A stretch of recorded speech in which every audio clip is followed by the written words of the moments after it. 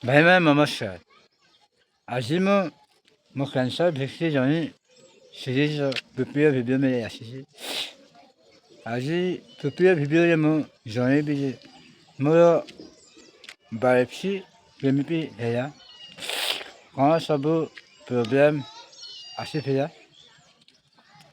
ତ ଚାଲନ୍ତୁ ଜାଣିବା ଆଜିର ଭିଡ଼ିଓରେ ବାୟୋପ୍ସି କ'ଣ ଓ ମୋର ବାୟୋପ୍ସି କାହିଁକି ହେଲା। ଗତ ଭିଡ଼ିଓରେ ମୁଁ ଆପଣମାନଙ୍କୁ ଜଣାଇଥିଲି ଯେ କେମିତି ମୁଁ ଜାଣି ଲକ୍ଷଣ କ'ଣ ଥିଲା ଆଉ କେତେ ସବୁ ମୁଁ ହଇରାଣ ହେଇଥିଲି। ଯେମିତିକି ଏମ୍ସ ଯାଇଥିଲି 3 ଥର, ରାୟପୁର ଏମ୍ସ ଯାଇଥିଲି, ବୁର୍ଲା ଭୀମସାର ଯାଇଥିଲି। କୌଣସି ଜାଗାରେ ବି କେହି ବି କ୍ୟାନ୍ସର ଅଛି ବୋଲି କହିନଥିଲେ। ତ ଯେତେବେଳେ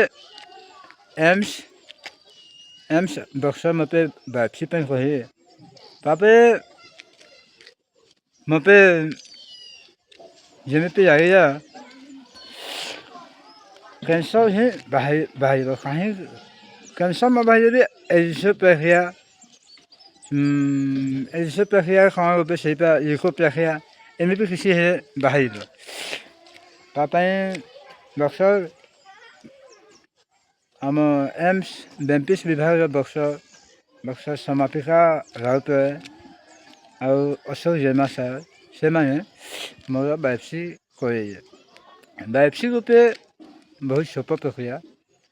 ଆଉ ମୋ ଜିଭ ଯେଉଁଠି ସେଇ ଛାଲା ଥିଲା, ଛାଲା ମାନେ ସେଇଟା ଏମିତି ଥିଲା, କେବେ ଦାଗ ହେଇଥିଲା ଆମର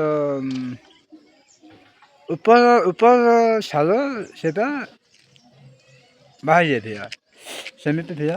ଆଉ ବିଶେଷ କିଛି ହେଇନଥିଲା। ତ ସେଇ ଜାଗାରେ ବାୟୋପ୍ସି କରେଇଲେ। ବାୟୋପ୍ସି କରେଇଲେ ରିପୋର୍ଟ ଲ୍ୟାବ୍ କଲା। ଯେତେବେଳେ ଜିଭରେ କ'ଣ ହୋଇଥାଏ ବାୟୋପ୍ସି କଲାବେଳେ ଜଷ୍ଟ ଜାଇଫଲ୍ ଇଞ୍ଜେକ୍ସନ୍ ଦେଇଦେଲେ, ଦୁଇ ପ୍ୟାକ୍ ଜାଇଫଲ୍। ଆଉ ତାପରେ ଆରାମରେ ଜିଭର ମାଂସ ନେଇକି ବାହାର କରିଥିଲେ। କିଛି ସମୟ ରକ୍ତ ବାହାରିଲା, ସେଠି ପୁରା ଦେଇକି ଏମିତି ରଖିକି ବ୍ୟାଣ୍ଡେଜ୍, ଆଉ ଘଣ୍ଟେ ପର୍ଯ୍ୟନ୍ତ ମୁହଁ ବି ଏପଟ ସେପଟ ଯାଇଲା। ତାପରେ ନର୍ମାଲ୍ ଆସିଲା, କିଛି ଅସୁବିଧା ହେଲାନି। କିଛି ରକ୍ତ ବାହାରିଥିଲା, ନିଶ୍ଚୟ ବାହାରିବ। ଜିଭକୁ କାଟିକି ଆଉ ମାଂସ ଟିକେ ନେଇଲେ ତ ରକ୍ତ ବାହାରିବ ହିଁ ବାହାରିବ। ତ ଏମିତି ଛୋଟ ଏକ ପ୍ରକ୍ରିୟା ବାୟୋପ୍ସି କରିବା ପାଇଁ ଅନେକ ଲୋକ ଡରିଥାନ୍ତି। କାହିଁକିନା ବାୟୋପ୍ସି କଲେ ରୋଗ ବଢ଼ିଯାଏ, କିନ୍ତୁ ରୋଗ ବଢ଼େନି। ବାୟୋପ୍ସି ଦ୍ୱାରା ଆମେ କ୍ୟାନ୍ସର ସ୍ଥିତିକୁ, କ୍ୟାନ୍ସର କେଉଁ ଷ୍ଟେଜ୍ରେ ଅଛି, କେମିତି ଅଛି, କେତେ ବଡ଼ ଅଛି, ଆଉ ସେଇଟା କ୍ୟାନ୍ସର ଅଟେ ନା ନୁହଁ, ତାହା ଜାଣିବା ପାଇଁ ବାୟୋପ୍ସି ବହୁତ ଜରୁରୀ। ଆଉ ଲୋକେ ଯେମିତି କୁହନ୍ତି ଯେ କ୍ୟାନ୍ସର ବାୟୋପ୍ସି କରିଲେ ବଢ଼ିଯାଏ, ତ ତା ପାଇଁ ମୁଁ ଆଉ ଗୋଟେ ଭିଡ଼ିଓରେ କହିବି।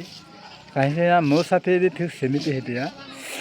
ସେଇଟା କ'ଣ ହେଇଥିଲା, ସେମିତି ହେଇଥିଲା, ମୁଁ ସେଇଟା ନେକ୍ସଟ ଭିଡ଼ିଓରେ ଆପଣମାନଙ୍କୁ କହିବି। ଆଜି ମୁଁ ଆପଣମାନଙ୍କୁ କହିବାକୁ ଚାହୁଁଛି ଯେ ବାୟୋପ୍ସି ଏମିତି ଜଟିଳ ପ୍ରକ୍ରିୟା ନୁହଁ। ଯେଉଁ ଜାଗାରେ ଘା ହେଇଥାଏ ସେଇ ଜାଗାର କିଛି ମାଂସ ଲ୍ୟାବ୍କୁ ପଠାନ୍ତି, ଆଉ ସେଥିରେ ସେଲ୍ମାନେ କ'ଣ ହେଇଛି କ'ଣ ନାହିଁ ସେଇଟା ସେମାନେ ଯାଞ୍ଚ କରନ୍ତି, ଯାହାଦ୍ୱାରା କ୍ୟାନ୍ସରର ଟ୍ରିଟମେଣ୍ଟ ଆଗକୁ ବଢ଼ିପାରିବ। ତ ବାୟୋପ୍ସିର ରିପୋର୍ଟ ଆସିବା ପାଇଁ 3ରୁ 7 ଦିନ ସମୟ ଲାଗେ। ମୋ ସାଥିରେ ବି ଏମିତି ହେଇଥିଲା। ଦେଖନ୍ତୁ, ମୁଁ ଏକା ଲୋକ କହିବ, ମୋ ମା' ବାପା ସେମାନେ ଯଦି କାମ ନ କରିବେ ତ ପଇସା କେମିତି ଆସିବ। ତାଙ୍କର ମୁଁ ଏକମାତ୍ର ପିଲା, ତ ସବୁବେଳେ ମୁଁ ଏକା ହିଁ ଯାଇଥାଏ। ସାଫି କୌଣସି ଛୋଟ ଭାଇ ମାମୁଁ ପୁଅ କିମ୍ବା ଗାଁର କେଉଁ ସାଫିକୁ ନେଇକି ମୁଁ ସବୁବେଳେ ହସ୍ପିଟାଲ ଯାଉଥିଲି। ଚେକଅପ୍ ପାଇଁ ହଉ କି ଆଉ କିଛି ବି ସବୁବେଳେ ଏମିତି ହିଁ ଯାଉଥିଲି। ତ ମୋତେ ଏମ୍ସ ଡକ୍ଟର କହିଲେ 7 ଦିନ ପରେ ଆସିବ।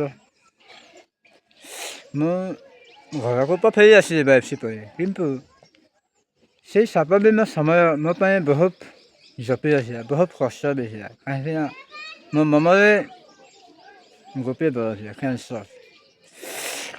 ସେପରି କ'ଣ ମୋ ମୁହଁରେ କ୍ୟାନ୍ସର ବାହାରିଯିବ। ଆଉ ଏମିତି ଫିଲିଙ୍ଗସ୍ ଆସିବା ସମସ୍ତଙ୍କ ପାଖେ ସମ୍ଭବ। ସମସ୍ତେ ଏମିତି ହିଁ ଭାବିବେ। ଏବେ ମୋର ଟ୍ରିଟମେଣ୍ଟ ହେଇସାରିଛି ଆଉ ଏବେ ମୁଁ ଭଲ ଅଛି, ତା ପାଇଁ ଏଇ ଜିନିଷ ମୋ ପାଇଁ ରିଆଲିଟି ଭଳି ଲାଗୁନି। ଏଇଟା ପୁରା ପ୍ରକୃତ ସତ କଥା। ଯେତେବେଳେ କ୍ୟାନ୍ସର ରିପୋର୍ଟ ଆସିଲା ସେତେବେଳେ ମୁଁ ଯାଇଥିଲି ଆଉ ସାଥିରେ ମୋ ମାମୁଁ ପୁଅକୁ ନେଇକି ଯାଇଥିଲି। ତ ରିପୋର୍ଟ ଦେଖିଲା ପରେ ମୋ ନାପି ପରେ ଗୋଡ଼ ଖସିଗଲା। ମୁଁ ଭୂଇଁରେ ବସି ପଡ଼ି ଆଖିରେ ଲୁହ ଆସିଗଲା। କାହିଁକିନା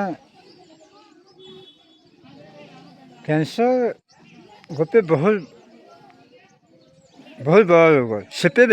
ଯେତେବେଳେ ଆପଣ ଟ୍ରିଟମେଣ୍ଟ କରିନାହାନ୍ତି, ଆପଣ ସେଇ ଟ୍ରିଟମେଣ୍ଟରେ ଆଗକୁ ବଢ଼ିନାହାନ୍ତି, ସେତେବେଳେ ଏଇଟା ଗୋଟେ ବହୁତ ବଡ଼ ରୋଗ। ଏବେ ମୋ ଟ୍ରିଟମେଣ୍ଟ ସରିଛି, ଏବେ ମୋତେ କିଛି ଲାଗୁନି, ସେମିତି ଫିଲିଂ କିଛି ଆସୁନି। କାହିଁକିନା ଟ୍ରିଟମେଣ୍ଟକୁ ମୋର 4 ବର୍ଷ ହେଇସାରିଲାଣି। ସେଇଟା ଗୋଟେ ସ୍ୱପ୍ନ ପରି ଯାଉଛି ଠିକ୍ ହିସାବରେ। ଏମିତି ମାନେ ବହୁତ ଦୁଃଖ ପାଇଛି, ବହୁତ କଷ୍ଟ ପାଇଛି। ମୁଁ ଠିକ୍ସେ ଚାଲି ବି ପାରୁନଥିଲି, ଠିକ୍ସେ ସିଢ଼ିକୁ ମୁଁ ଚଢ଼ି ପାରୁନଥିଲି। ଏମିତି ପ୍ରୋବ୍ଲେମ୍ ବହୁତ ଆସିଥିଲା। ଯେମିତି ମୋର ଓଜନ 66 କିଲୋ ଥିଲା, ଆଉ ସେଇଟା ଖସି ଆସିକି 54-55କୁ ପଳାଇଲା। ମାନେ କେତେ ଦୁର୍ବଳ ହେଇଯାଇଥାନ୍ତି। ତ ଏତେ ପ୍ରୋବ୍ଲେମ୍ରେ ଆସିକି ବି ଫେରିକି ବି ଏବେ ସେଇଟାକୁ ରିୟଲାଇଜ୍ କରିବା କଷ୍ଟ। ତ ଯେତେବେଳେ ଏମ୍ସରେ ମୁଁ ରିପୋର୍ଟ ଦେଖିଲି ପାଥୋଲୋଜି ମୋ କ୍ୟାନ୍ସର ଷ୍ଟେଜ୍ 1ରେ ଅଛି, ତ ମୋତେ ବହୁତ ଦୁଃଖ ଲାଗିଲା ଭାଇମାନେ ଯେ ପ୍ରକୃତରେ ଯଦି ଏଇଟା ଗୁଟଖା ସିଗାରେଟ୍ ସମାନ, ତେବେ ମୋ ଏଇଟା ଖାଇବା ନଥିଲା ବୋଲି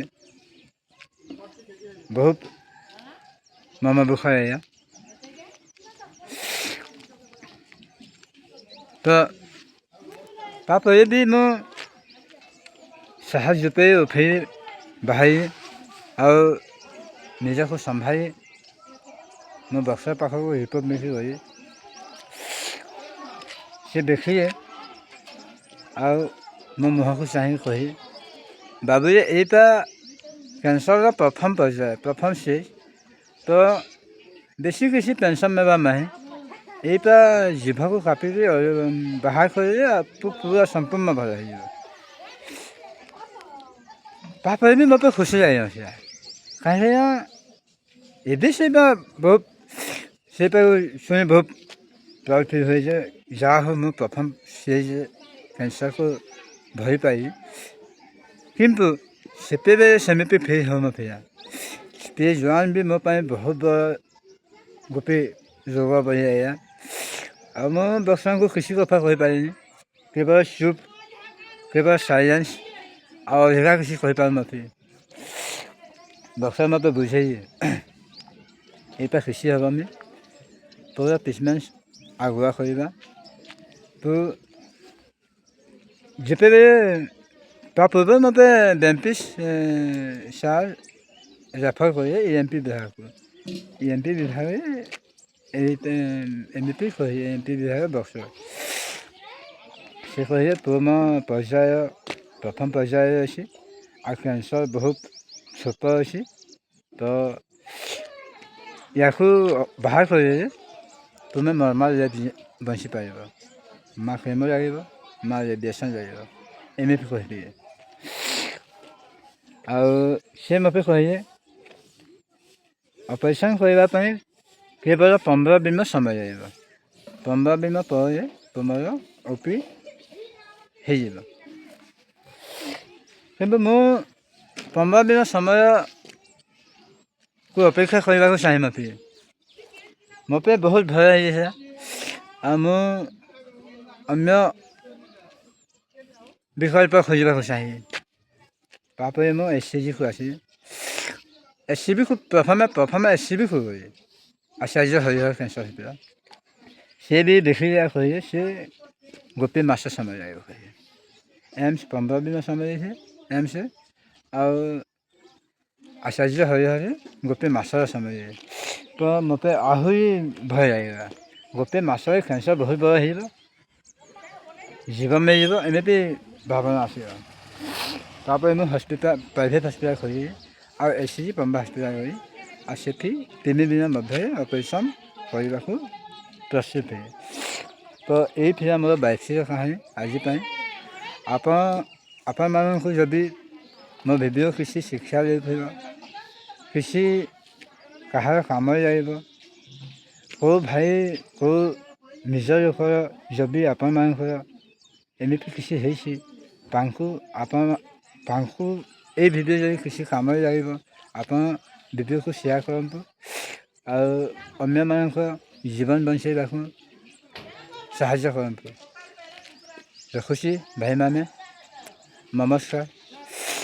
ମୁଁ ଗୋଟିଏ ମେସେଜ୍ ଦେବାକୁ ଚାହିଁବି ଯେ ଗୁଟଖା, ସିଗାରେଟ୍, ତମ୍ବାଖୁ ଖାଆନ୍ତୁନି। ଧନ୍ୟବାଦ। ଜୟ ମା ସମଲେଇ।